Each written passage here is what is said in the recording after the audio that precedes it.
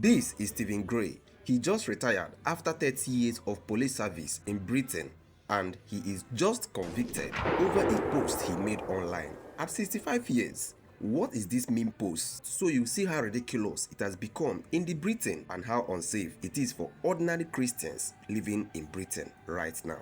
Fun fact about bacon: people who eat bacon have a lower chance of marrying a 9-year-old. The ruling says that this is deeply offensive, therefore it is put behind bars. Do you still believe Britain is a Christian country? You see, there is a foundational fault in Britain and Europe in general, and this loophole is never possible in the United States for the reasons I'll mention now. Number 5 is the most powerful. Please stay till the end. Number 1, free speech. Very strongly protected in the US, and they don't use it to joke, but in the Europe it is not so. In fact, it is just there on purpose.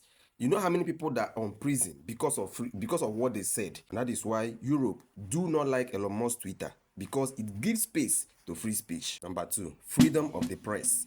See, in US, if it's within Donald Trump power, he would have trashed CNN and all those that's talking against him. But because their constitution protects it, that is why he's very strong. But in the UK and Europe, it is not so. In fact, if you say anyhow, you lost, you'll get missing. Because they have been infiltrated by the Islamic jihadist fundamentalist mindset, and their king has been bought. Number 3, freedom of religion. US is founded on a Judeo-Christian religion, and they defend it with their life. For example, we saw what happened in Michigan when that pastor, Leran, right, was threatened by the Islamic members, the Americans. They went there on their bike and they sent a message.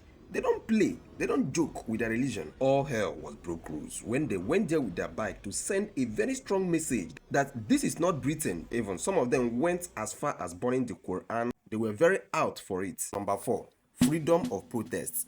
In fact, it is very much protected in USA. Today you see LGBT protests, the next day you see queers for Palestine protests, you will see like different protests, and nothing happens. They even go as far as burning down the American flag, and nothing happens because it is protected by the law, and the law is supreme, even above Trump.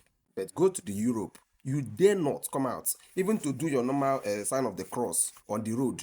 Although you cannot even do protests, you can't. Number 5, which is the most powerful, gun ownership in the US, protected by the Second Amendment rights.